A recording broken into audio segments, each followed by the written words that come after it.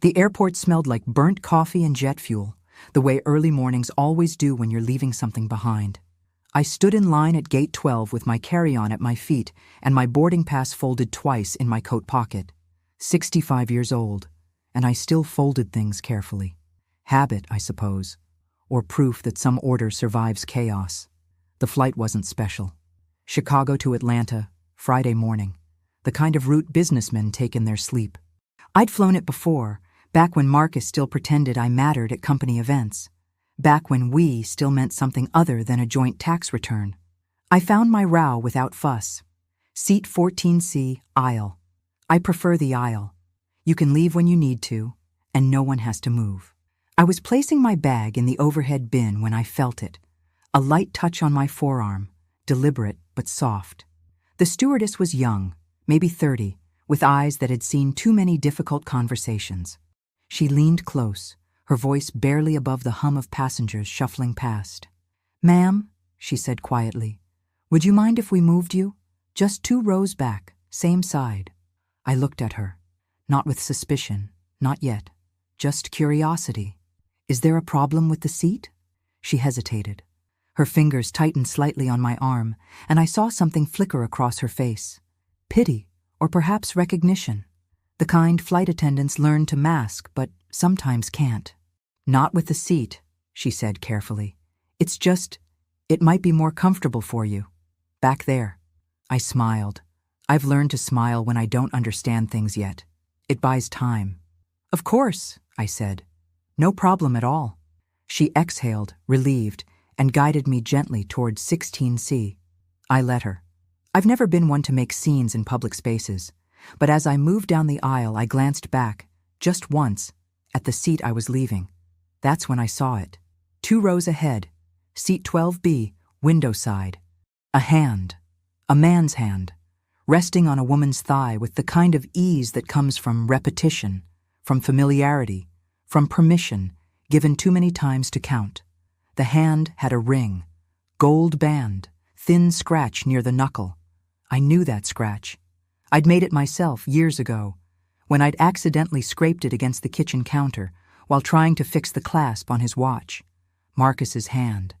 And the woman beside him, young, blonde, laughing softly at something he'd just whispered, was rolling my suitcase into the space beneath the seat in front of her. My suitcase. The navy blue one with the small tear on the left corner from that trip to New Orleans 3 years ago, the one I'd been looking for all week. She adjusted her bag on her lap, and that's when I saw the tag dangling from the strap. White tag, black letters, Diana Johnson, my name, my last name. I sat down in 16C without a sound. The stewardess brought me water I didn't ask for, her eyes meeting mine for just a second too long. She knew. Of course she knew. I took a sip, set the cup down, and folded my hands in my lap. At my age, you learn that shock is a luxury.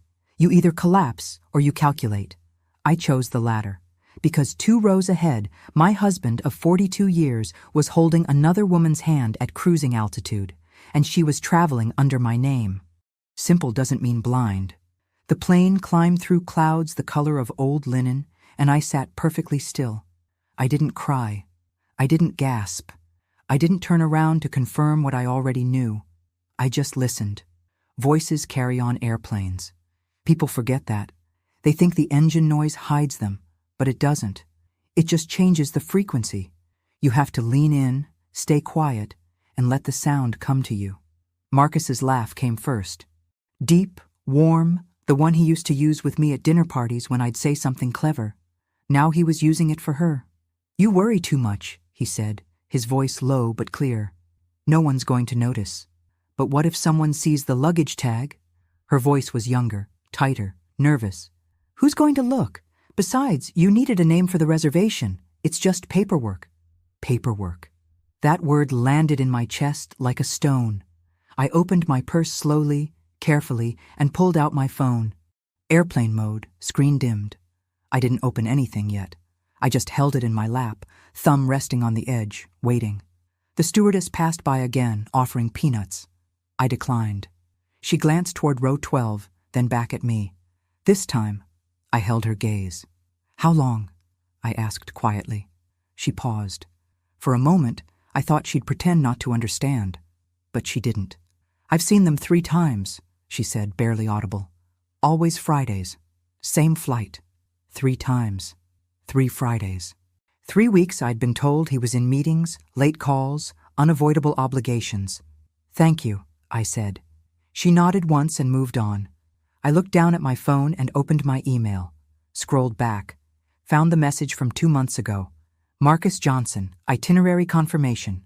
Chicago to Atlanta, flight 1847, Fridays. I'd received it by accident. He'd used my email instead of his. A typo, he'd said when I asked. A simple mistake. Simple. I opened my notes app and started a new file. Named it Friday Flyers. Then I began typing. Flight 1847, November 7th, seats 12A and 12B. Woman, blonde, late 20s, luggage tag reads Diana Johnson. Stewardess, 3 prior sightings, same route, same day. I added the time, the gate number, the flight duration. And then I sat back and breathed. Because this wasn't grief yet. This was work. Ahead of me, Marcus shifted in his seat. I could see the back of his head, salt and pepper hair neatly trimmed, the way I'd always liked it. The way I'd trimmed it myself last Sunday in our bathroom while he talked about quarterly earnings and the new consultant they'd hired for the board. Consultant. That word echoed now, sharp and bright. The seatbelt sign chimed off. People stood, stretched, reached for overhead bins. Marcus stood too. He stepped into the aisle, turned slightly, and for one terrible second, I thought he'd see me. But he didn't. He was looking at her, smiling, waiting for her to stand so he could let her out first. Chivalry. The same chivalry he'd used on me 43 years ago at a college cafe when he'd pulled out my chair and asked if he could sit down. She stood, smoothed her skirt, touched his arm lightly as she passed. And I saw it then. Not just the betrayal, but the rehearsal. This wasn't new. This was routine. I took another sip of water and added one more line to my notes. Pattern confirmed. Evidence collection begins now. The plane began its descent into Atlanta. I didn't look up again. There was a promise made once, years ago, in another airport. I don't know why I thought of it then, as the wheels touched down and the cabin filled with the sound of unbuckling seatbelts and shuffling feet. But memory doesn't ask permission. It just arrives. It was 1983. We'd been married 3 years. Marcus had just gotten his first promotion, and we were flying to his mother's house in Memphis to tell her the news. I was pregnant with our daughter Jasmine, though I didn't know it yet. I just knew I felt tired and full and strangely certain of something I couldn't name. We'd been sitting in the airport cafe, waiting for our connection, when Marcus reached across the table and took my hand. "I'm going to make you proud," he'd said. "I promise. Whatever it takes, I'll build something for us. For our family." I'd believed him. Not because I was naive, but because his eyes had been so clear, so steady. He meant it then. I'm sure he did. But somewhere between that cafe and this airplane, 42 years had passed and promises had become negotiable. The plane stopped moving. I stayed seated.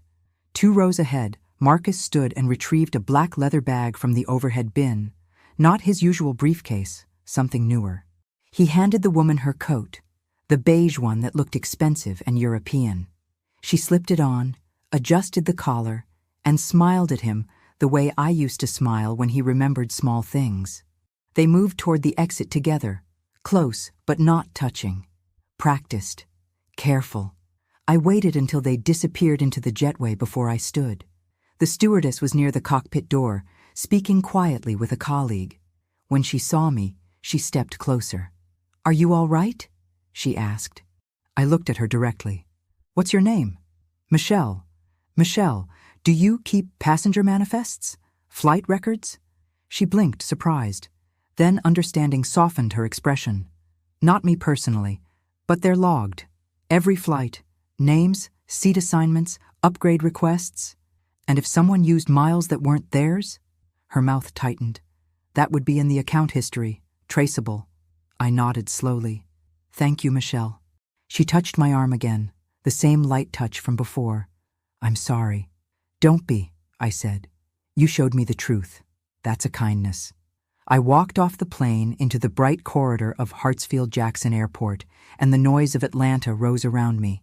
Announcements and southern accents and distant gospel from a terminal piano. Marcus and the woman were already gone, swallowed by the crowd. But I didn't need to follow them. Not yet. I found a bench near the baggage claim and sat down.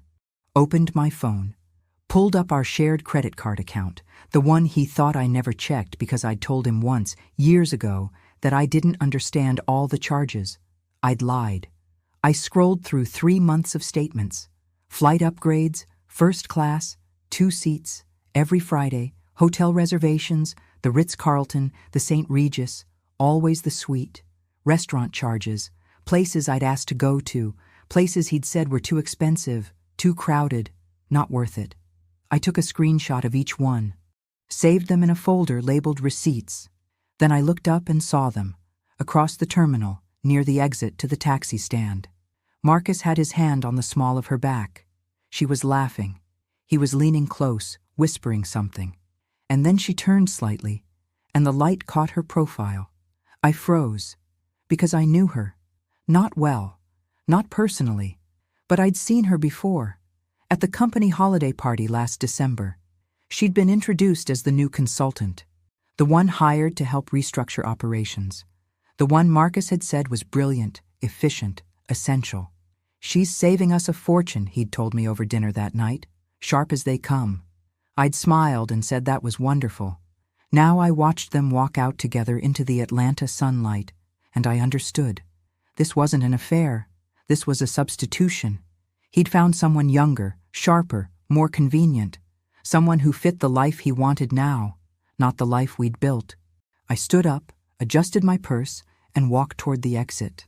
The first lie had been in that airport cafe in 1983 when he'd promised forever. The second lie was happening right now, but I wouldn't make a third, because I was done believing. Now I was collecting. I didn't follow them. That would have been reckless, obvious, the kind of thing women do in movies before everything falls apart. Instead, I took a taxi to my hotel, not the one Marcus thought I'd booked, but a smaller place in Buckhead, quiet and unassuming, the kind where no one asks questions. I checked in under my maiden name, Collins, Diana Collins. It felt strange saying it out loud after 42 years of being Johnson, but also oddly freeing, like trying on a coat I'd forgotten I owned. The room was small and clean. White walls, a narrow bed, a window that looked out onto a magnolia tree in full bloom. I set my bag down, sat on the edge of the bed, and pulled out my phone. Then I did what any woman with 42 years of marriage and a lifetime of filing systems would do. I logged into Marcus's email. He'd never changed the password. Not once. It was still the same one he'd set up in 2003 when we got our first computer together. Jasmine Andre, 1985, the year our children were born. Sentimental, predictable, careless. I opened his inbox and searched for one word: flight. 317 results. I started scrolling. Flight confirmation, October 31st, Chicago to Atlanta, seat 12A. Flight confirmation, October 24th, Chicago to Atlanta, seat 12A. Flight confirmation, October 17th, Chicago to Atlanta, seat 12A. Every Friday for 3 months. Sometimes longer flights. Chicago to Miami, Chicago to New Orleans. Always 2 seats, always first class. Always charged to the miles account in my name. I clicked on one of the confirmations. Expanded the details. Passenger 1, Marcus Johnson. Passenger 2, Diana Johnson. My stomach tightened. He'd been booking her tickets under my name. Not just the luggage tag, the actual reservation. I took another screenshot, added it to the folder. Then I searched for hotel. 249 results. I clicked through them methodically, one by one. Confirmation emails, itineraries, cancellation notices. Most were in Atlanta, but some were in Miami, Charleston, even New York. All 5-star, all suites. And all of them charged to our joint account. I leaned back against the headboard and closed my eyes. For a moment, just a brief, foolish moment, I let myself feel it. The weight of it, The betrayal wasn't just infidelity. It was theft.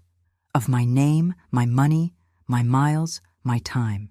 He'd taken everything I'd helped build and repurposed it for someone else. But I didn't cry. Crying is what you do when you're surprised. I wasn't surprised anymore. I was just thorough. I opened a new document on my phone and began a timeline. June 12th, first flight confirmation. Atlanta. June 19th, second flight. Miami.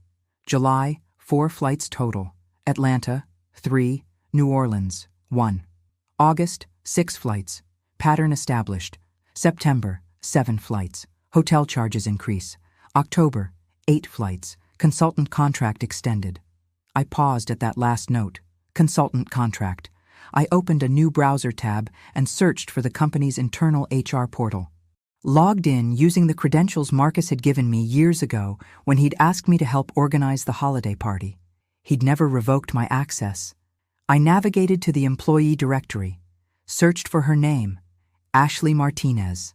There she was, 32 years old, MBA from Northwestern, hired June 1st as a strategic consultant, contract 12 months, renewable, salary $15,000 per month, plus expenses.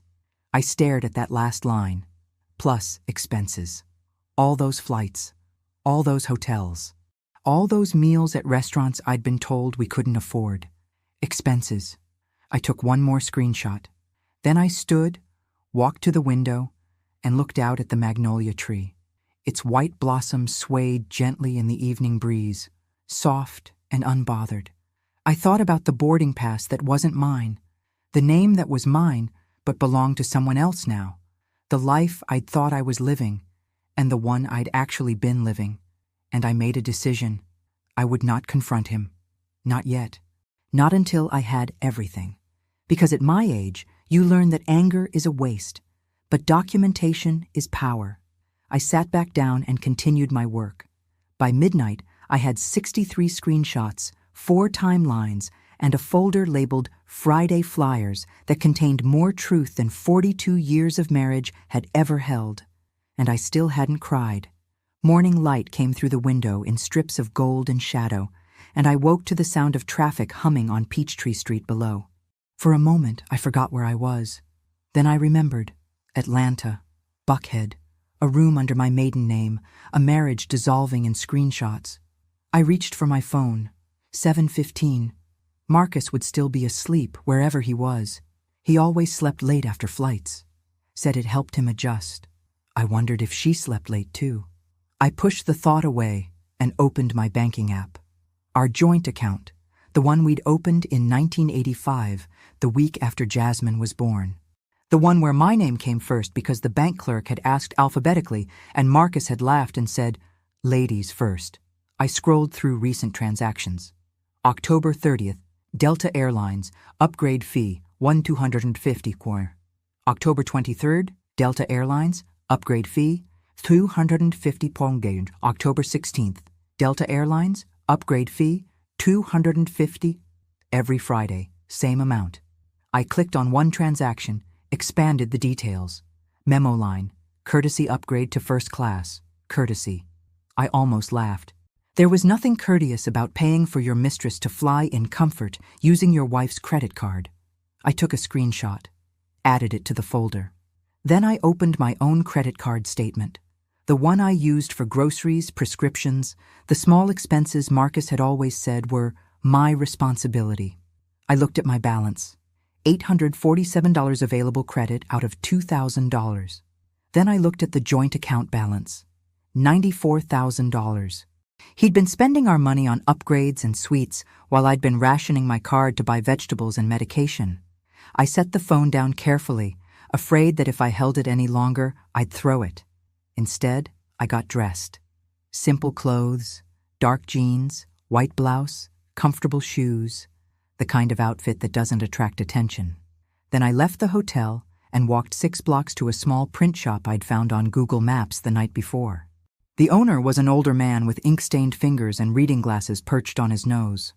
"I need copies," I said, "and I need them organized." He looked at me over his glasses. "How many?" 63 pages, 3 copies each, bound." He nodded slowly. When do you need them? Today. He glanced at the clock. Come back at 4. I handed him my phone. He transferred the files to a USB drive and gave the phone back. I paid cash. Then I walked to a cafe 3 streets over and ordered coffee. Black, no sugar. I sat by the window and watched the city move around me. Cars honking, couples walking, children chasing pigeons in the square. Normal life, ordinary Friday. Except mine had ended somewhere between a courtesy upgrade and a luggage tag bearing my name. At 3:30 I returned to the print shop. The man handed me 3 bound folders. Black covers, clear protective sleeves, tabs marking each section. Flights. Hotels, expenses, timeline. You're building a case, he said quietly. I met his eyes. Yes, he nodded. Good luck. I took the folders and walked back toward my hotel. But halfway there, I stopped, because I'd seen him. Marcus, walking out of a cafe on the corner. Not alone. She was beside him, wearing sunglasses and a white sundress, carrying a shopping bag from a boutique I'd walked past 100 times and never entered because the prices were absurd. He was smiling. She was laughing. And between them, his hand rested lightly on her waist. They didn't see me. I was just another black woman on a crowded sidewalk, invisible in the way older women often are. Invisible in the way black women have always been in spaces where we're not expected to matter. I watched them walk toward a parked car, a rental, I assumed, sleek and silver, the kind we'd never rented for ourselves because Marcus always said it wasn't worth the cost. They got in. He drove, and they disappeared into traffic. I stood there for a long moment, holding my folders against my chest. Then I turned and walked back to my hotel, because I didn't need to follow them anymore. I had everything I needed right here, 63 pages, 3 copies, 1 undeniable truth. And by Monday, Marcus would know that courtesy upgrades come with a price. I just hadn't charged it yet. I flew back to Chicago on Sunday evening. Marcus didn't know I'd been in Atlanta. He thought I was visiting my sister in Detroit, a lie I'd told him Wednesday night over dinner, the same night he'd told me he had meetings all weekend.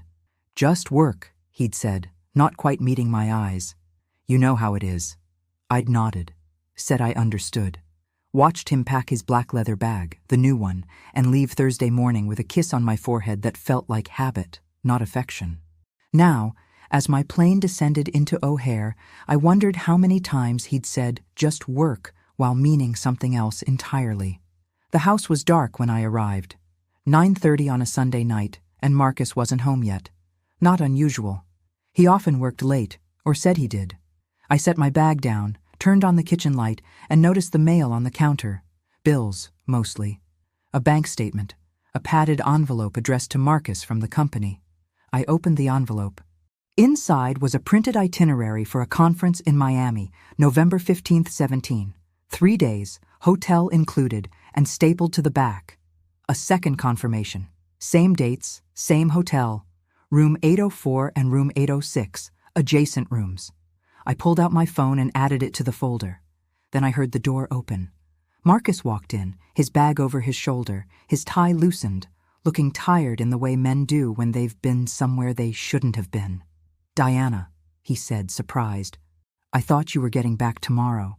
My sister wasn't feeling well, I said smoothly. I came back early. He nodded, set his bag down. How is she? Better now. He moved to the kitchen, poured himself water, drank it standing by the sink. We didn't touch, didn't embrace, just occupied the same space the way roommates do. How was your weekend? I asked. Long, he said. Meetings ran late. You know how it is. There it was again. You know how it is. I do, I said quietly. He looked at me then, really looked, and for a second I thought he saw something. Doubt, knowledge, anger. But then he just smiled, kissed my forehead again, and said he was going to shower. I listened to the water run, listened to him humming something under his breath, relaxed, unburdened. And I thought about the adjacent rooms in Miami, the courtesy upgrades, the name on the luggage tag. When he came out, I was already in bed, pretending to read. He climbed in beside me, turned off his light, and within minutes, he was asleep. I lay there in the dark, listening to him breathe, and I wondered if she was lying in her own bed somewhere, thinking of him, wondering when he'd leave me, if he'd leave me. But I already knew the answer. He wouldn't leave, not willingly, because men like Marcus don't leave. They rearrange, they compartmentalize. They keep the wife who manages the home and the mistress who makes them feel young, and they convince themselves that balance is the same thing as integrity. But balance requires two sides to agree, and I was done agreeing. I got up quietly, went to the home office, and opened my laptop. Logged into the company portal again.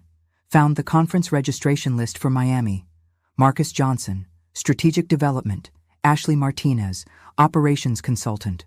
I took a screenshot. Then I went back to bed.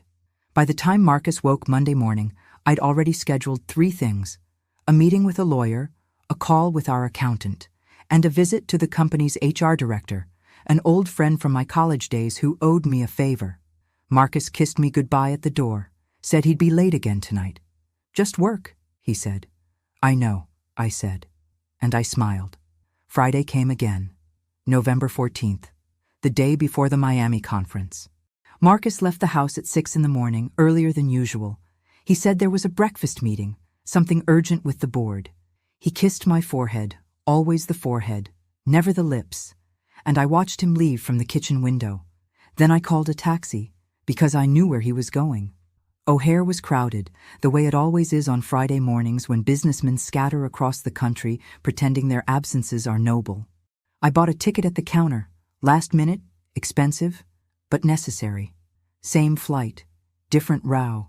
The agent didn't ask why I needed it.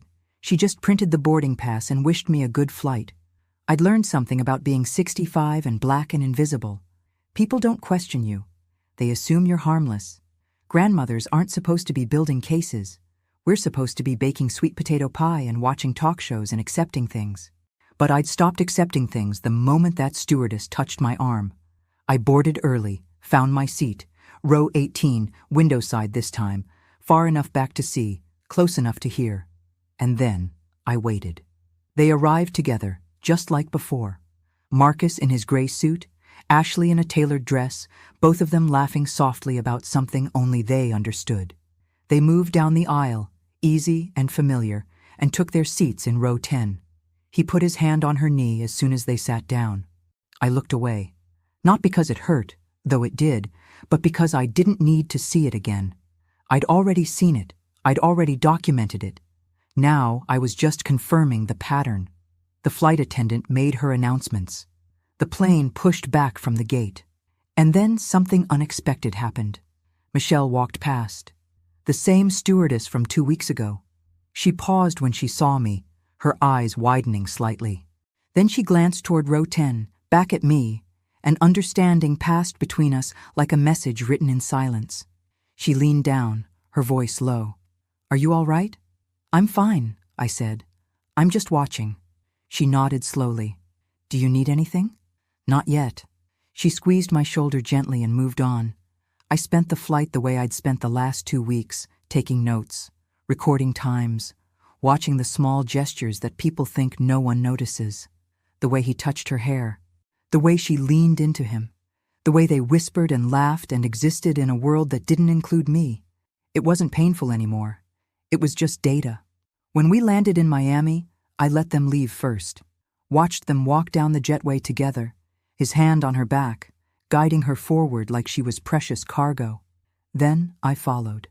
Not close, not obvious. Just a woman with a carry-on and a purpose, blending into the crowd. They took a taxi to the hotel. I took the one behind it. The hotel was what you'd expect.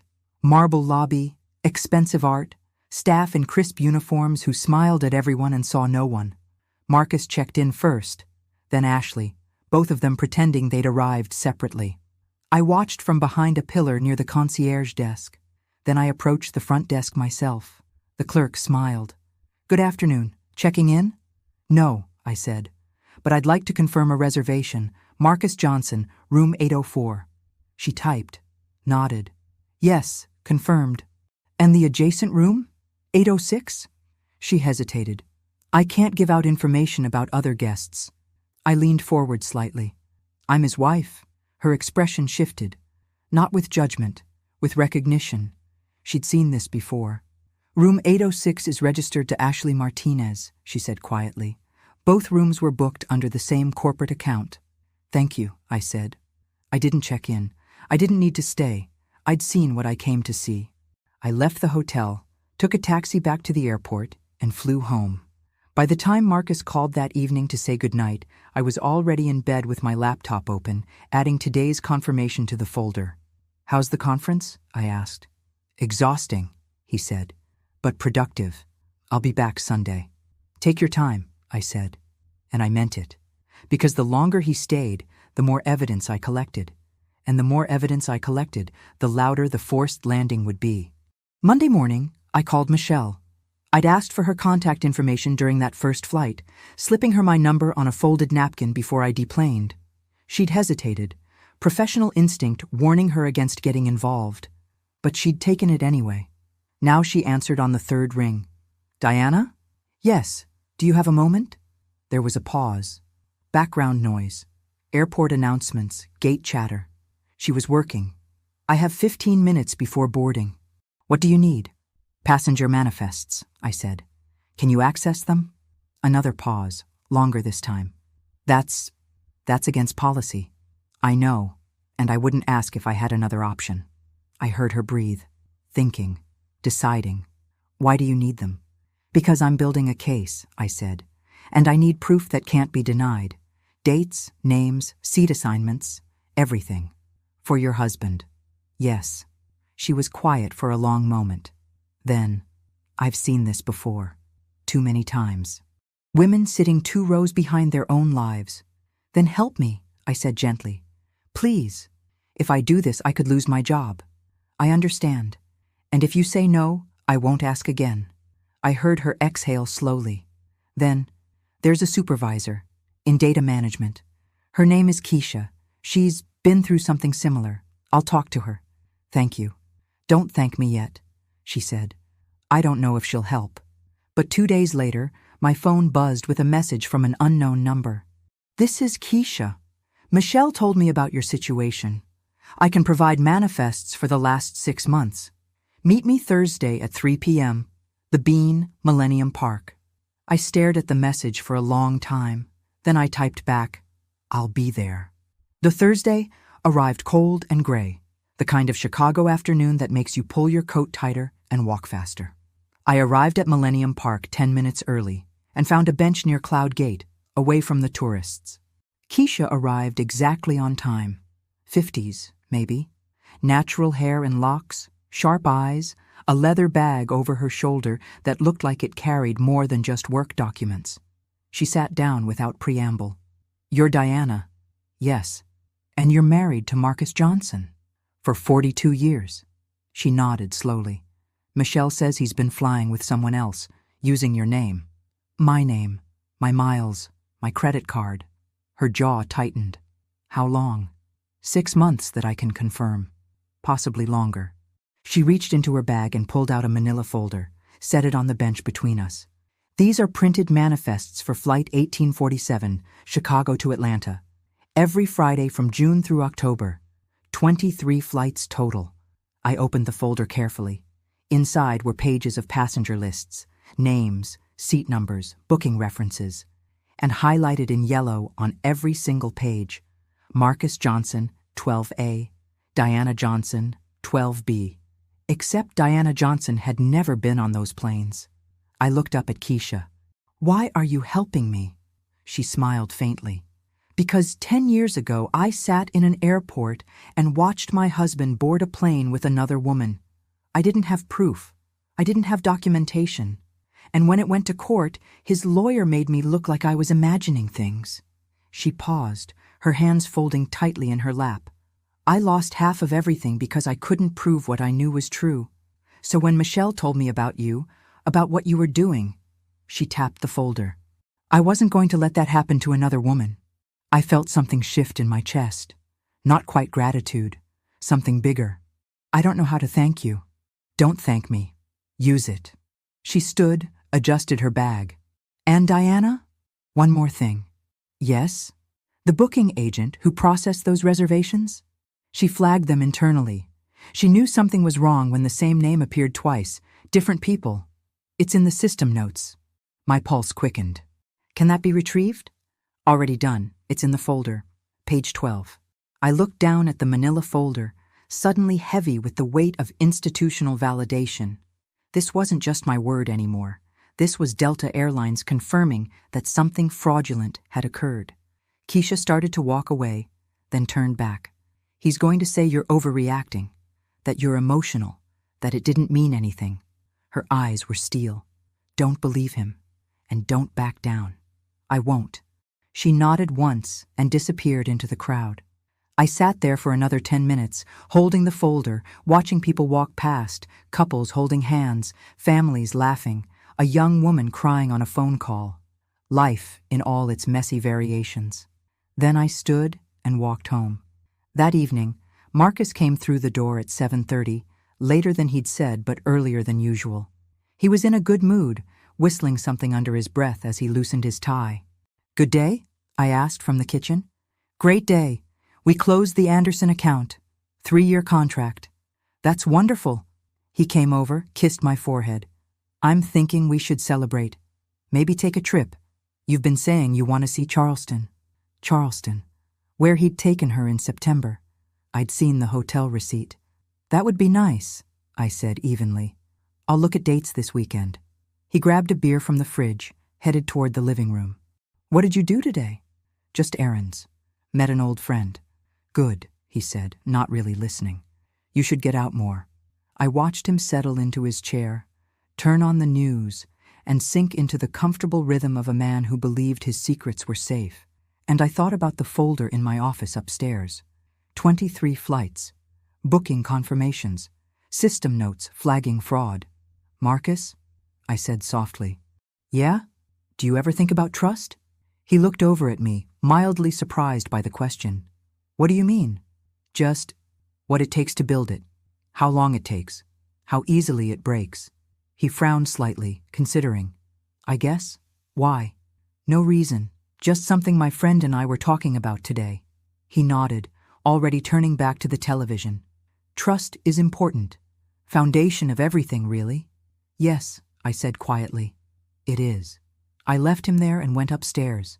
In my office, I opened the folder and read through every page. The manifest entries, the system notes, the internal flag from the booking agent who'd known something was wrong. And then I added it all to the golden folder, the one that was growing thicker by the day, the one that contained not just evidence, but irrefutable institutional confirmation. By the time I went to bed, Marcus was already asleep. I lay beside him in the dark and thought about Keisha, about Michelle, about the booking agent who'd flagged the reservations, about all the women in the system who'd seen something wrong and chosen, quietly, to help another woman fight back. They were my allies now, and together, we were building something Marcus couldn't talk his way out of, something that didn't require me to scream or cry or beg for the truth. Just receipts, just proof, just the steady, undeniable weight of documentation. The golden folder, though it wasn't actually golden, just labeled that way in my mind, had taken over my office. It sat on the desk in a black binder, organized with the kind of precision I'd once reserved for our family photo albums and holiday card lists. Now it held a different kind of memory. Section 1. Flight records. 23 manifests, each highlighting Marcus Johnson and Diana Johnson seated together. Dates, times, gates. Michelle's handwritten note on the first page. Crew consistently referred to them as the Friday Flyers. Section 2. Financial records. Credit card statements showing upgrades, first-class tickets, hotel charges, all from our joint account. I'd highlighted every charge in yellow, added up the total in red ink at the bottom of each month, $47,000 over 6 months. Section 3. Email correspondence. Printed confirmations, itinerary changes, hotel modifications. His words in black and white. Arriving Friday evening. Same suite as before. Can't wait. Section 4. Hotel records. I'd called each hotel, posing as Diana Johnson confirming reservations. The staff had been helpful, professional, eager to ensure Mrs. Johnson's stay would be comfortable. I'd recorded each call on my phone, backed them up to the cloud. Section 5. The consultant contract. Ashley Martinez's employment agreement, which I'd accessed through the company portal. Hired June 1st. Salary plus expenses. Renewal clause tied to project success metrics. Metrics that seemed to coincide exactly with how much time she spent traveling with my husband. Section 6. Witness statements. Michelle had written hers carefully, professionally, dating each sighting. Keisha had added a notarized statement about the manifest irregularities. Even the booking agent had submitted an internal report, which Keisha had managed to obtain, flagged for potential identity fraud. Same name, different passengers. It was Wednesday, November 19th. I sat at my desk with a cup of tea and reviewed everything one more time. The folder was complete, thorough, undeniable. Now I just needed to decide what to do with it. I could confront Marcus privately, but men like him were skilled at deflection. He'd cry, apologize, promise it meant nothing. He'd say she pursued him, that he was weak, that he'd end it immediately, and I'd be expected to forgive, to repair, to carry the weight of his choices. I could go to a lawyer first, file for divorce quietly, negotiate a settlement. That was the clean route, the one older women were supposed to take. Dignified silence in exchange for half of everything. But something in me resisted both options. Because this wasn't just about our marriage. It was about the company. The one where he sat on the board, where he made hiring decisions, where he'd brought in a consultant and used corporate funds to finance an affair. That wasn't just betrayal. That was ethics violations, potential fraud, misuse of company resources, and I knew exactly who needed to see this folder. I picked up my phone and scrolled through my contacts until I found her name, Patricia Okonkwo, HR Director. My college roommate from 30 years ago, back when we were both young and ambitious, and certain we'd change the world. We'd stayed in touch loosely over the years, holiday cards, occasional lunches. She'd been at Marcus's company for 15 years, long enough to know how things worked. I called her. She answered on the second ring. Diana, this is a surprise. Patricia, do you have time for coffee? For you? Always. Is everything all right? Not exactly, but it will be. We met the next morning at a cafe in the Loop, away from the office. Patricia arrived with her briefcase and her trademark directness, ordering black coffee and sitting across from me with the kind of focus that made people nervous in boardrooms. What's going on? She asked. I placed the folder on the table between us. I need you to look at something, and I need you to tell me if I'm seeing this correctly. She opened it, started reading. I watched her face change as she moved through the sections, surprise, then recognition, then something harder, anger, maybe. Or disgust. When she finished, she closed the folder carefully and sat back. How long have you known? 2 weeks.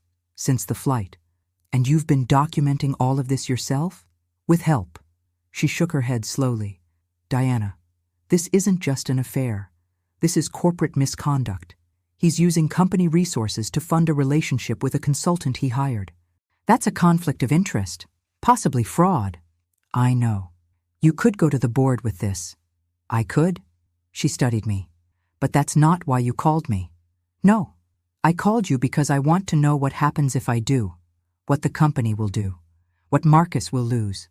Patricia leaned forward, her voice low but clear. If you bring this to the board, they'll have to investigate. It's policy. And if the investigation confirms what's in this folder, and it will, Marcus will be removed from the board, probably terminated. He'll lose his bonuses, his stock options, his reputation. And Ashley? Her contract will be terminated immediately. She might face legal action if they determine she knowingly participated in fraud. I nodded slowly, absorbing it. Diana, Patricia said gently, are you sure you want to do this? Because once you start, there's no going back. I looked at her directly. He took my name, my money, my miles. He put it on her luggage and called it love. And he did it all while telling me I was too simple to understand how business works. Patricia's jaw tightened. Then let's make sure the board understands exactly how business works. She pulled out her phone, typed something quickly. I'm scheduling you for Monday, 9 a.m., closed session with the executive committee. What should I bring? Everything. Bring it all. We finished our coffee.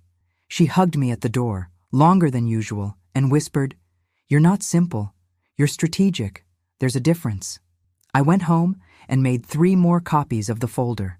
One for the board, one for my lawyer, because I was filing for divorce the same day, and one for myself to remember that at 65 years old, I'd learned the most important lesson anyone can learn.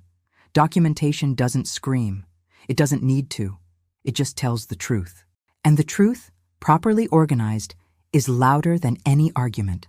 Saturday morning arrived cold and clear, the kind of November day where frost clings to car windows and breath comes out in clouds. Marcus was still asleep. He always slept late on weekends, and I moved quietly through the house, making coffee, checking my phone, preparing. I'd decided to make one more trip, not to follow him, not to confront anyone, but to close a loop that had been bothering me since I'd first seen those hotel confirmations. Reservations in my name. I needed to understand exactly how far the deception had gone. I called the Ritz-Carlton in Atlanta, the one they'd stayed at most frequently. A pleasant voice answered, professional and warm. "Good morning, Ritz-Carlton, Atlanta. How may I assist you?" "Yes, hello. My name is Diana Johnson. I have a question about a reservation." "Of course, Mrs. Johnson. May I have your confirmation number?" "I don't have it with me, but the reservation should be under my name for October 17th. Typing sounds. Then, "Yes, I have it here. Suite 1204, 2-night stay. Is there something you'd like to modify?" My stomach tightened. "Actually, I'm calling to confirm the guest information. Who checked in under that reservation?" A pause. "I'm showing 2 guests, Mrs. Johnson. Yourself and..." One moment. More typing. "And Mr. Marcus Johnson. Both checked in?" "Yes, ma'am. Check-in was Friday evening at 6:47 p.m. "And were there any special requests noted?" "Let me see. Yes. Late checkout requested and approved. Champagne service delivered to the room Saturday evening. Charged to the room." I closed my eyes briefly. "Thank you. One more question. How many times has this reservation been made? Same suite? Same names?" Another pause. Longer this time. "Mrs. Johnson, I can see this pattern has repeated quite a few times. Would you like me to provide a full history?" "Yes, please. It will take a moment to compile. May I email it to you?" I gave her my email address, my personal one, not the joint account. "You should receive it within the hour. Is there anything else I can help you with today?" "No, thank you." I hung up and sat very still. Both checked in. Under my name. With champagne and late checkout and the kind of accommodations reserved for anniversaries and special occasions. Except the only anniversary being celebrated was the ongoing performance of their deception. My phone buzzed 40 minutes later. The email had arrived. I opened it. The attachment was a PDF, 6 pages detailing every reservation made at the Ritz-Carlton Atlanta under Diana Johnson's name since June. 8 stays total, each one a Friday through Sunday. Each one charged to our joint credit card. Each one including special amenities, roses, champagne, upgraded linens, late checkout. The total? $31,400. I sat back and let that number settle. $31,000 spent celebrating infidelity in my name. I forwarded the email to my lawyer. Then I added it to the golden folder. But I wasn't done. I called the St. Regis in Miami next, then the hotel in Charleston, then the one in New Orleans. Each conversation followed the same pattern. "Yes, Mrs. Johnson, we have your reservation history." "Yes, both guests checked in." "Yes, there were special requests." "Yes, I can email you the full account summary." By noon, I had 12 emails, 12 hotels, 12 detailed records of a marriage being systematically replaced while the wife's name remained on every document. The totals added together $68,000. $68,000 of our shared money spent on hotel rooms where I'd never slept, champagne I'd never drunk, roses I'd never received. I printed every email, added them to the folder, updated my financial summary. Then I did something I hadn't planned on doing. I got dressed, carefully, professionally, a navy suit I used to wear to company events, and I drove to the Ritz-Carlton in downtown Chicago. The lobby was elegant, hushed, the kind of place where people speak in low voices and everyone looks like they belong. I approached the front desk. The clerk smiled. "Good afternoon. How may I help you?" "I'd like to speak with your general manager, please." "May I ask what this is regarding?" "A billing issue." "A serious one." Her smile faltered slightly. "One moment, please." 5 minutes later, a woman in her 40s appeared, extending her hand. "Mrs. Johnson, I'm Karen Delacroix, general manager. Please come with me." She led me to a private office off the lobby, closed the door, gestured to a chair. "What can I do for you?" I pulled out a single sheet of paper, one of the hotel summaries, and placed it on her desk. "These are reservations made in my name at various Ritz-Carlton properties over the past 6 months. I did not make them. I did not stay in those rooms, but my credit card was charged." She picked up the paper, scanned it quickly. Her expression shifted. "I see. And you're saying this was fraudulent?" "I'm saying my name and payment information were used by 2 other people repeatedly across multiple properties without my knowledge or consent." She set the paper down carefully. "Mrs. Johnson, I want to assure you that we take this very seriously. May I ask, do you know who made these reservations?" "My husband and his colleague." Understanding dawned. She nodded slowly. "I see. And you're pursuing this formally?" "Yes, through my attorney and potentially through your corporate office, depending on what steps you're willing to take." She was quiet for a moment, thinking. Then, "Mrs. Johnson, if you file a formal complaint, we'll launch an internal investigation. We'll review every reservation, every charge, every service request. If we determine that fraud occurred, and based on what you're telling me, it did, we'll refund the charges and flag the accounts involved." "All of them? Every property, every charge?" I felt something loosen in my chest. Not relief, exactly. Validation. "Thank you. May I ask what you plan to do with this information?" "Present it to the board of his company and to my divorce attorney." She nodded. "Then you'll want this documented formally. I'll prepare a statement from our corporate office confirming the pattern and the fraud determination. It will take a few days. That would be helpful." She stood, extended her hand again. "Mrs. Johnson, I'm sorry this happened to you. No one should have to discover betrayal this way." "No," I said quietly. "They shouldn't." I drove home as the sun began to set, the sky turning amber and pink over the lake. Marcus was in the living room when I arrived, watching a game, beer in hand. "Where were you?" he asked casually. "Just errands." "On a Saturday?" "Some things can't wait." He nodded, already turning back to the television. I went upstairs and added Karen Delacroix's business card to the folder that now included not just proof of infidelity, but institutional confirmation of fraud. Hotel silence, it turned out, could be broken. You just had to ask the right questions.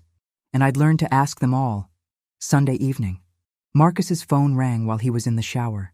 It sat on the kitchen counter, vibrating insistently, the screen lighting up with a name I didn't recognize. AM.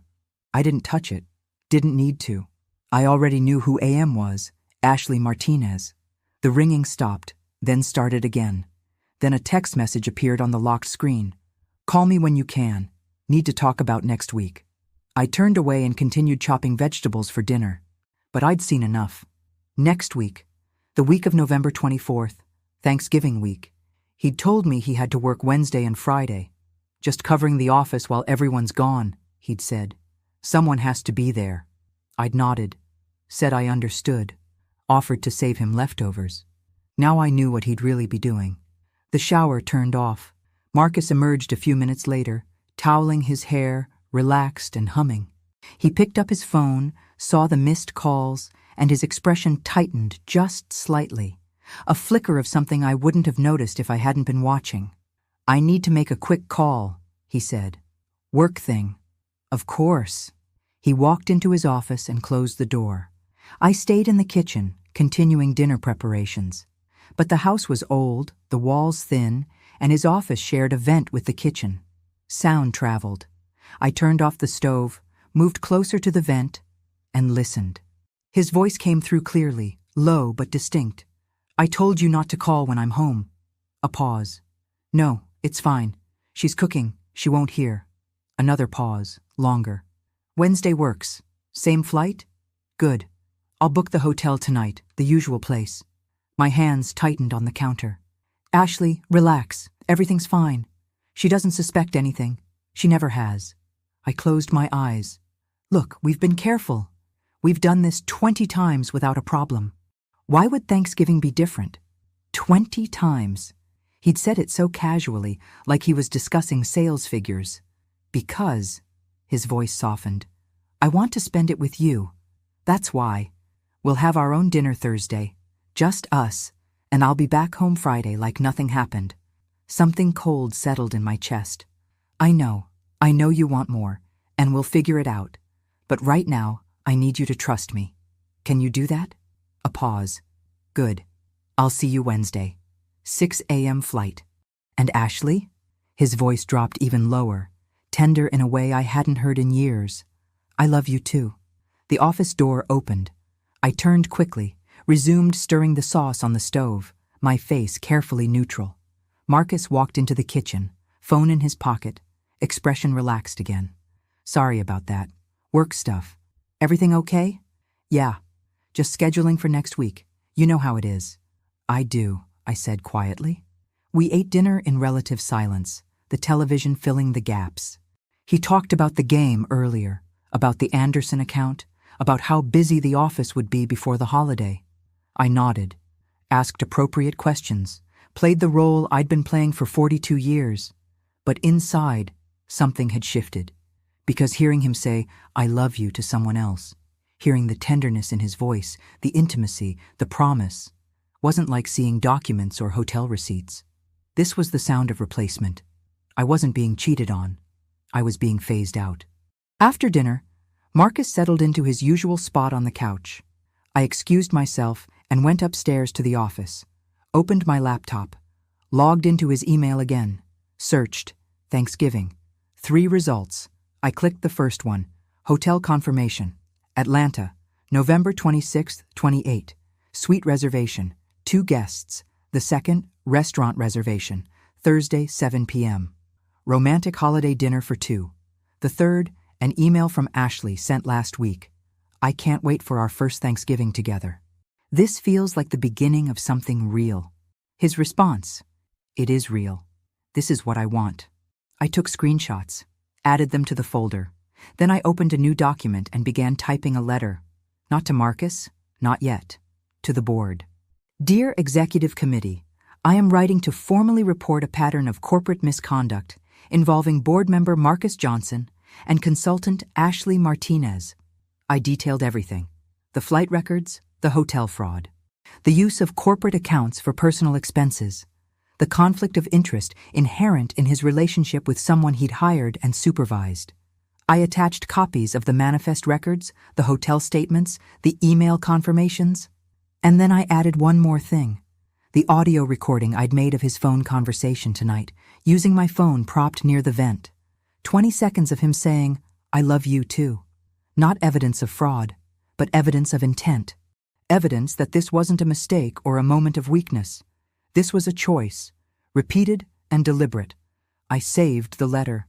Scheduled it to send Monday morning at 9 a.m., exactly when I'd be sitting in Patricia's office presenting the golden folder in person. Then I went back downstairs. Marcus was asleep in his chair, the television still playing. I stood there for a moment watching him. This man I'd built a life with. This man who'd promised forever in an airport cafe 42 years ago. This man who'd just told another woman he loved her while his wife cooked dinner in the next room. I turned off the television. Put a blanket over him. Habit, not affection. And then I went to bed. Because by tomorrow, the closed door would be open, and his voice would give him away to more people than just me. Monday morning, November 24th, 9 a.m.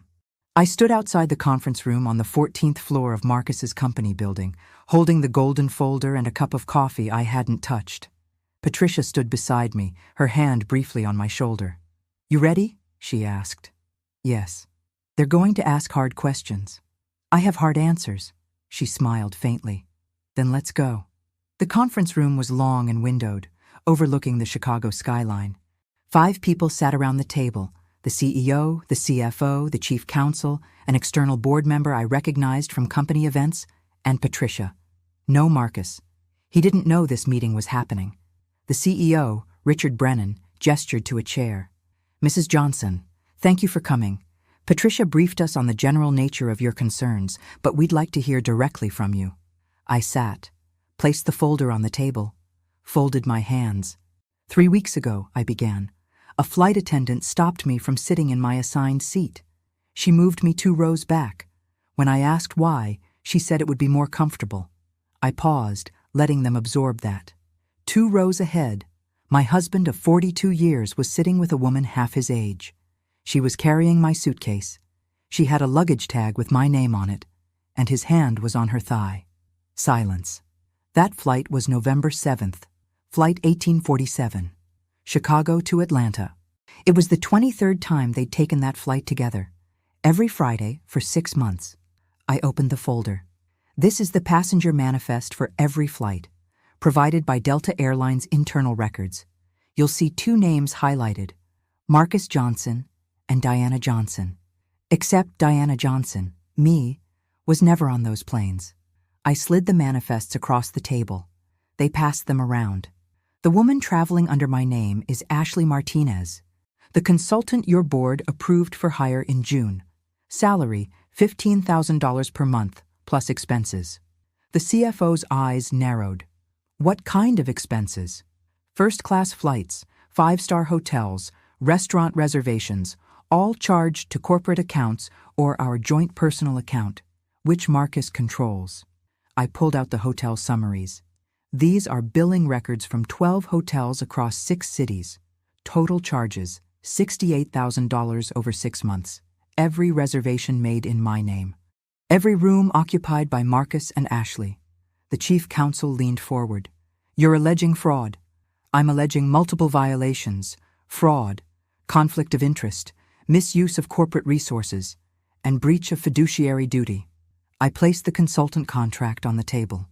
Ashley Martinez was hired by Marcus, supervised by Marcus, paid bonuses tied to project success metrics that Marcus defined. And throughout her employment, she's been traveling with him using company funds while in a romantic relationship with him. "Can you prove the relationship?" the external board member asked. I pulled out my phone, connected it to the conference room display, and I played the recording from Sunday night. Marcus's voice filled the room. "I love you too." The silence that followed was absolute. Richard Brennan exhaled slowly. "Mrs. Johnson, this is extremely serious." "Yes, it is." "Have you consulted with an attorney?" "Yes. I'm filing for divorce this afternoon. But this isn't just about the marriage. This is about corporate misconduct, and I believe the board has an obligation to address it." Patricia spoke for the first time. "We've verified the manifests with Delta. We've contacted the hotels. Everything Diana is presenting is documented and confirmed." The CFO flipped through the financial records, his jaw tight. "These charges? Some of them came from the corporate card." "Yes," I said. "The flight upgrades specifically, $250 per flight, 23 flights. That's $28,750 of company money spent upgrading Marcus and his mistress to first class." Richard closed his eyes briefly. "Jesus." The chief counsel was already taking notes. "We'll need to launch a formal investigation, interview staff, review all corporate expenses tied to Mr. Johnson's accounts." "I've already compiled most of that," I said. "It's in the folder. Section 7. He looked up, surprised. "You documented corporate expenses?" "I documented everything." The external board member, an older woman named Judith whom I'd met at holiday parties, spoke quietly. "Diana, why are you doing this? You could have handled this privately, divorced him, taken half of everything and walked away quietly." I met her eyes. "Because quiet is what they count on. Quiet is how this keeps happening. And I'm 65 years old. I don't have time to be quiet anymore." She nodded slowly. Something like respect crossed her face. Richard stood. "Mrs. Johnson, we're going to need some time to review all of this. But I want you to know, we take this very seriously. If the investigation confirms what you've presented, there will be consequences. What kind of consequences? Immediate termination, forfeiture of stock options and bonuses, potential legal action for fraud and misappropriation. And Ashley Martinez? Her contract will be terminated. We'll pursue recovery of any fraudulent expenses. I nodded. That's all I'm asking. Patricia walked me out. In the elevator, she turned to me. You know he's going to find out about this meeting within the hour. I know. He's going to call you. Let him. The elevator doors opened. We walked through the lobby together. Diana, Patricia said quietly, that was the most thorough presentation I've ever seen. You didn't just bring evidence. You brought a prosecution. I learned from the best, I said. I've been watching lawyers and executives for 42 years. I know how this works. We stood outside in the cold November air. What happens now? She asked. Now I go to my lawyer's office and file for divorce. Then I go home, and I wait. For what? For Marcus to realize that simple doesn't mean powerless. She hugged me. Good luck. I watched her walk back inside. Then I got in my car and drove to my attorney's office. By noon, the divorce papers were filed. By 2 p.m., Richard Brennan had called an emergency board meeting.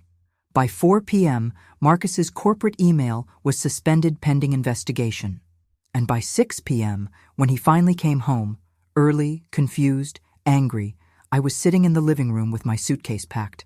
He stopped in the doorway when he saw it. Diana, what's going on? They suspended my email, said there's an investigation. Do you know anything about this? I looked at him calmly. Yes, I said. I do. Marcus stood in the doorway, his briefcase still in his hand, his face transitioning from confusion to comprehension to something closer to panic. What did you do? His voice was low, controlled, but I could hear the edge. I told the truth. What truth? Diana, what are you talking about? I stood up, smoothing my skirt. I presented the board with documentation of your relationship with Ashley Martinez. The flights, the hotels, the corporate expenses, all of it. His face went pale. You went to the board? This morning, 9 a.m., Richard Brennan, Patricia Okonkwo, the chief counsel, CFO, and an external board member. I gave them everything. Everything? What does that even mean? I walked to the dining room table and picked up a copy of the golden folder. Set it down in front of him. 6 months of passenger manifests showing you traveling with someone using my name. Hotel records totaling $68,000 charged to our accounts. Corporate credit card statements showing first-class upgrades paid with company funds, emails, itineraries, and a recording of you telling her you love her. He opened the folder with shaking hands, flipped through the pages. His breathing quickened. You've been spying on me? No, I've been documenting fraud. Fraud? Diana, this is insane. So I made some mistakes. Mistakes? My voice stayed level. You hired your mistress as a corporate consultant. You paid her $15,000 a month plus expenses. You traveled with her using company money and my identity. You booked hotel suites in my name and charged them to our joint account. That's not a mistake. That's systematic theft. He slammed the folder shut. You're blowing this way out of proportion. This is between us. This is our marriage. It stopped being just our marriage when you involved the company. When you used corporate resources to fund an affair.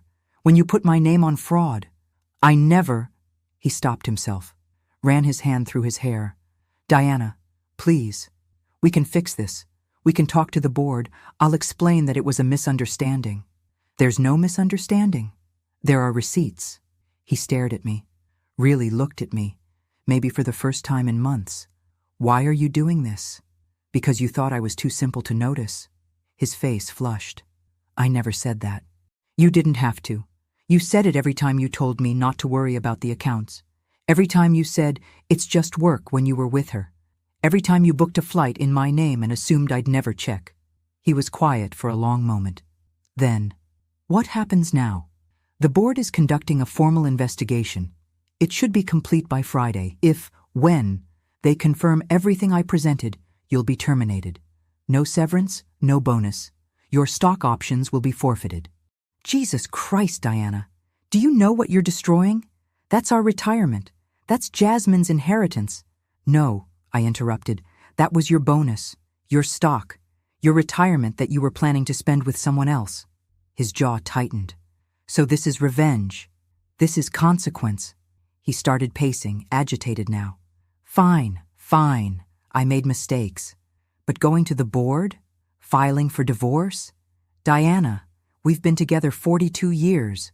And you've been with her for 6 months. But you were planning longer, weren't you?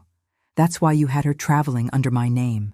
You were replacing me gradually, testing what it would feel like. He stopped pacing, didn't deny it. I want you to leave, I said quietly. This is my house. This is our house. And I've already spoken to my attorney. You can stay at a hotel. You're familiar with several nice ones. Or you can stay with her. But you're not staying here. Diana. Marcus. I kept my voice steady. In 42 years, I have asked you for very little. I raised our children. I managed our home. I supported your career. I was the wife you needed me to be. Now I'm asking you to leave. Tonight. Something in my tone must have convinced him, because he nodded slowly. How long? Until the house is sold or the divorce is finalized. Whichever comes first. He looked around the living room, at the photos on the walls, the furniture we'd chosen together, the life we'd built. I never meant for it to go this far. But it did. He went upstairs. I heard drawers opening, the closet sliding, the sounds of a man packing hastily. 20 minutes later, he came down with a suitcase and a garment bag. He stopped at the door. The board is going to ask me about all of this. I imagine they will. What should I tell them? The truth. For once. He flinched. Then, I'm sorry. For what it's worth, I never wanted to hurt you. You just wanted to replace me quietly. He didn't answer. Just opened the door and walked out into the November darkness. I watched his car pull away. Then I locked the door, turned off the porch light, and went upstairs. In the bedroom, I noticed he'd left his wedding ring on the dresser. Gold band, thin scratch near the knuckle. I picked it up, held it in my palm. 42 years, reduced to 14 grams of metal. I placed it in the small jewelry box on my dresser and closed the lid. Jersam. 3 days later, Thanksgiving morning, Patricia called. The investigation is complete, she said. The board met last night. And Marcus has been terminated effective immediately. Cause fraud, misappropriation of corporate funds, and violation of ethics policies. No severance, no bonus. Stock options forfeited. Total financial impact to him, approximately $340,000. I sat down slowly. And Ashley? Contract terminated. The company is pursuing recovery of expenses through legal channels. She's also been referred to the state bar for potential ethics violations. Apparently, she's a licensed attorney who failed to disclose the conflict of interest. I didn't know that. Neither did we. But it makes the situation worse for her professionally. I was quiet for a moment. Diana?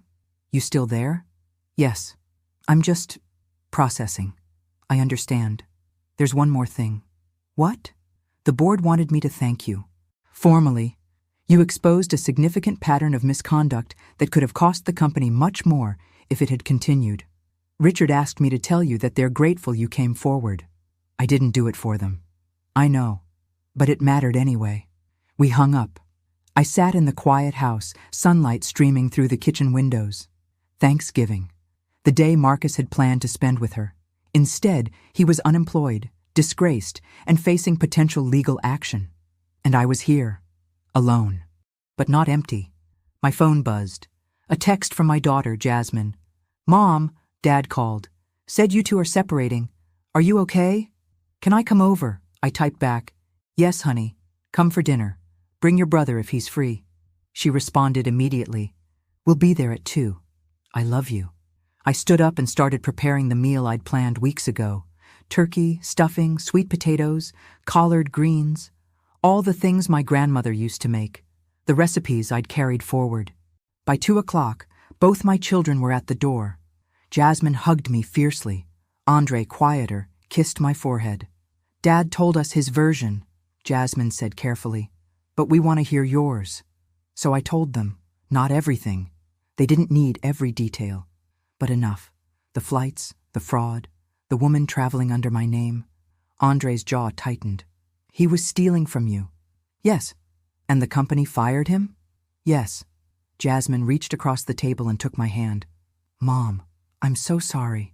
I can't believe he did this to you. I can, I said quietly. People change. Or maybe they just stop hiding who they've always been. We ate dinner together, the three of us. Talked about memories and mistakes and what comes next. They offered to stay, to help, to do whatever I needed. I'm okay, I told them. Really, I'm not broken. I'm just reorganizing. After they left, I cleaned up slowly, washing dishes by hand, drying them carefully. The house was quiet again, but it felt different now.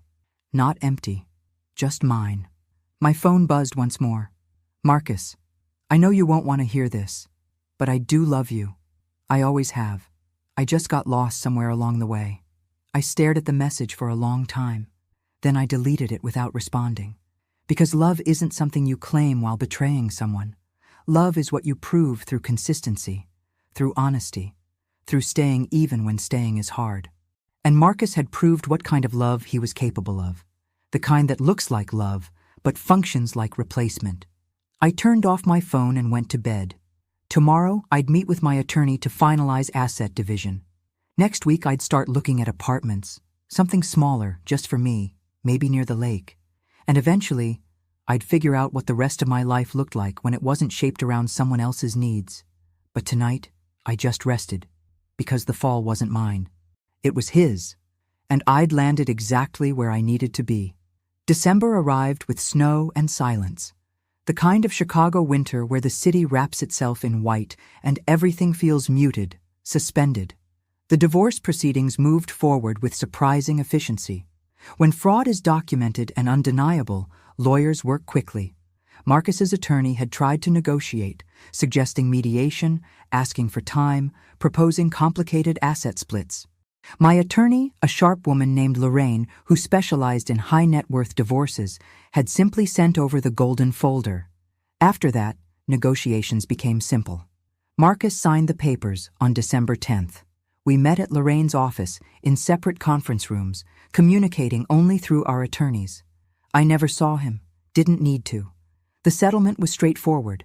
I kept the house. He kept his remaining retirement accounts, what hadn't been forfeited. We split the other assets equally, though equally meant something different now that his stock options were gone and his employment had been terminated. The final number. I received approximately 60% of our marital assets, including the house valued at $680,000, half of our savings, and full ownership of the car. Marcus received his diminished retirement accounts and had to find his own housing. He's not contesting it? I'd asked Lorraine when she showed me the signed agreement. No. He knows he has no ground to stand on. The fraud documentation makes him legally and morally indefensible. He's accepting terms to avoid a trial that would be even more damaging. What about Ashley? Last I heard, her attorney advised her to settle with the company rather than face litigation. She'll be repaying approximately $40,000 in fraudulent expenses, and her contract termination is permanent. I nodded. Good. The house became officially, legally mine on December 15th. That afternoon, I did something I'd been planning for weeks. I changed the locks. The locksmith, an older man with kind eyes, arrived at 2 p.m. He replaced every lock, front door, back door, garage, gave me 3 new keys. Fresh start? He asked as he packed up his tools. Something like that? Good for you. After he left, I stood in the entryway, holding the new keys. They were bright and unmarked. No scratches yet, no history. Then I walked through the house, room by room, deciding what stayed and what went. The bedroom. I donated the mattress and bought a new one. Kept the dresser but replaced the bedding. White sheets, soft quilt, pillows that were just for me. The office. I moved his desk out, replaced it with a reading chair and better lighting. This would be my space now. For writing, planning, thinking. The living room. I removed his recliner, the one he'd fallen asleep in countless nights while I cleaned up dinner. Rearranged the furniture, hung new art. The kitchen stayed mostly the same. That had always been mine anyway. By the end of the week, the house looked different. Not dramatically. I didn't repaint or renovate. But the energy had shifted. It felt lighter, more intentional. Jasmine came over on Saturday to help me finish. "Mom, this looks amazing," she said, standing in the living room. "It actually feels like you now."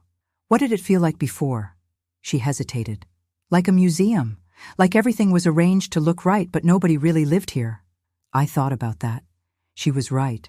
For 42 years, I'd maintained a house that looked like what people expected. Perfect, orderly, suitable for entertaining Marcus's colleagues and hosting family dinners. Now it was just mine. And I could make it anything I wanted. "Are you angry?" Jasmine asked suddenly. "Sometimes, but mostly I'm tired of being angry. It takes too much energy. You're allowed to be angry, you know. He betrayed you." "I know. But anger doesn't change what happened. It just keeps you attached to it." She looked at me carefully. "You're different." "How?" "Stronger. More yourself." I smiled. "Maybe I'm just finally old enough not to care what anyone thinks." "I think you've always been strong. You just weren't allowed to show it." We finished arranging the furniture, had dinner together. She left around 8, hugging me at the door. "I'm proud of you, Mom." "For what?" "For not letting him make you smaller." After she left, I made myself tea and sat in my new reading chair. Opened my laptop. I'd been thinking about something Patricia had said weeks ago. "You exposed a significant pattern of misconduct." I'd done it for myself, but maybe there was something bigger there. I opened a new document and started typing. A guide for women who suspect infidelity. How to document, protect, and proceed. I wrote for 2 hours. Everything I'd learned. How to access flight records, how to review credit card statements, how to document patterns, how to protect yourself legally before confronting anyone. When I finished, I had 12 pages. I sent it to Patricia, asked if she knew anyone who might find it useful. She responded an hour later. "I know about 24 women who need this. Can I share it?" Yes.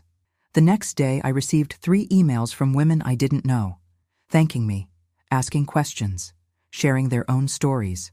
By the end of the week, I'd received 17. And I realized something. The golden folder hadn't just been about Marcus. It had been about refusing to be erased quietly, about insisting that betrayal have consequences, about proving that simple women with simple lives can be the most strategic people in the room when they need to be. Christmas Eve arrived cold and clear. Jasmine and Andre came over. We cooked together, laughed, told stories about their childhood. Nobody mentioned Marcus. He'd sent a card, addressed to all of us. Inside, a short note. "I know I can't fix what I've broken, but I hope someday you'll forgive me." Jasmine had crumpled it up. "He doesn't get to ask for that yet. Maybe not ever," Andre added quietly. I didn't say anything, just let them process their own anger in their own time.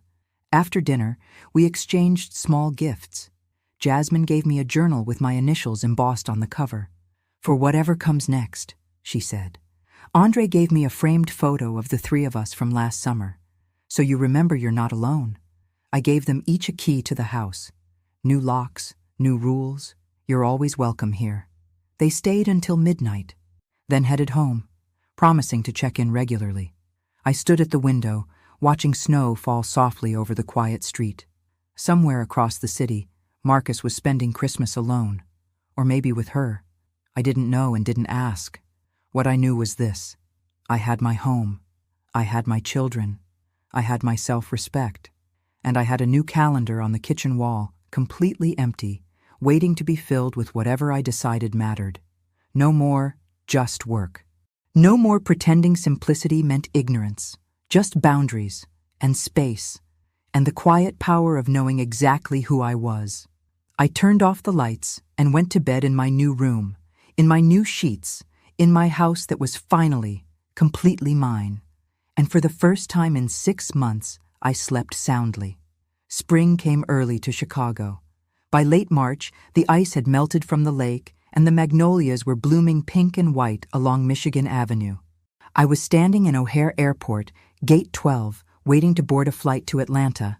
Not because I had to, because I wanted to. I'd sold the house in February, got a good price, enough to buy a small condo in Buckhead, and still have money left over. Jasmine had helped me move. Andre had driven the truck, and we'd made it an adventure rather than an ending. Why Atlanta? Jasmine had asked. Why not? It's warm. I have friends there, and I'm tired of Chicago winters. Mom, you've lived here your entire life. Exactly. Now I stood at the same gate where this had all begun 4 months ago. Different flight time, different destination. I was actually going to Atlanta this time, not following anyone, but the same space. Michelle was working the flight. She recognized me immediately, her face breaking into a surprised smile. Mrs. Johnson? Diana, I corrected gently. Just Diana now. Diana, Patricia told me what happened. I'm so glad you're okay. More than okay. She glanced at my ticket. Atlanta? I'm moving there, starting over. Her eyes widened. That's incredible. It's necessary. We talked for a few more minutes. She told me she'd testified during the company investigation, that her statement about the Friday flyers had been part of the evidence. I thanked her again for that first warning, for touching my arm and moving me 2 rows back. I didn't know if I should, she admitted. We're not supposed to get involved in passenger situations, but something in me just... I couldn't let you sit there and not know. You gave me truth, I said. That's the greatest kindness anyone can offer. Boarding began. I was in first class this time, paid for with my own miles, earned from my own travel, in my own name. As I settled into seat 2A, I pulled out my phone and opened my email. There was a message from Patricia. The guide you wrote has been shared with over 200 women now. 3 of them have contacted me to say they used your method to document their own situations. 2 successful divorces, 1 corporate investigation. You're making a difference, Diana. I smiled. Then I opened a message from Marcus. He'd been sending them occasionally, short, apologetic, searching for something I couldn't give him. This one read, I heard you moved. I hope you're happy. I'm sorry for everything I took from you. I stared at it for a moment, then typed back. The first response I'd sent in months. You didn't take anything from me, Marcus. I took it back. There's a difference. I hit send, then blocked his number. The plane pushed back from the gate. As we taxied toward the runway, I looked out the window at the Chicago skyline, the city I'd called home for 65 years. I felt light, not because I'd escaped something, but because I'd confronted it, documented it, refused to let it rewrite my story quietly. The plane lifted into the air, and I thought about the woman I'd been 4 months ago, the one who'd smiled out of habit when the stewardess touched her arm, the one who'd been called simple for so long she'd almost believed it. But simple doesn't mean blind.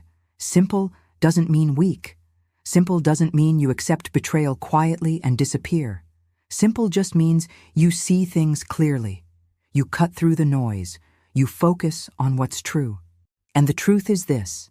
I spent 42 years building a life with someone who took it for granted, who thought he could replace me gradually, quietly, without consequence, who believed that my simplicity meant I wouldn't notice, wouldn't act, wouldn't fight back. He was wrong. And now I was 65 years old, flying first class to a new city, in a seat I'd paid for, with a folder full of receipts that had rewritten the ending. Not revenge, just consequence. The flight attendant came by with champagne. I accepted a glass, raised it slightly toward the window. To new beginnings, I whispered, and to the stewardess who'd touched my arm and whispered, don't sit here. Because sometimes the greatest act of kindness is showing someone the truth, even when the truth is 2 rows ahead, wearing your name, living your life. And sometimes the greatest act of strength is refusing to be erased. I took a sip of champagne and opened my journal, the one Jasmine had given me for Christmas. On the first page I wrote, at my age, I don't shout. I keep receipts. And receipts, properly documented, tell the story that needs to be told. Not the story of a woman betrayed, but the story of a woman who refused to disappear. Simple doesn't mean blind. It never did. I closed the journal and looked out at the clouds below, bright and endless. The plane continued south, carrying me toward whatever came next. and I was ready. If this story gave you strength, help us by sharing, liking, and hitting the notification bell. We'd love to hear in the comments which part of the story you liked most. See you tomorrow.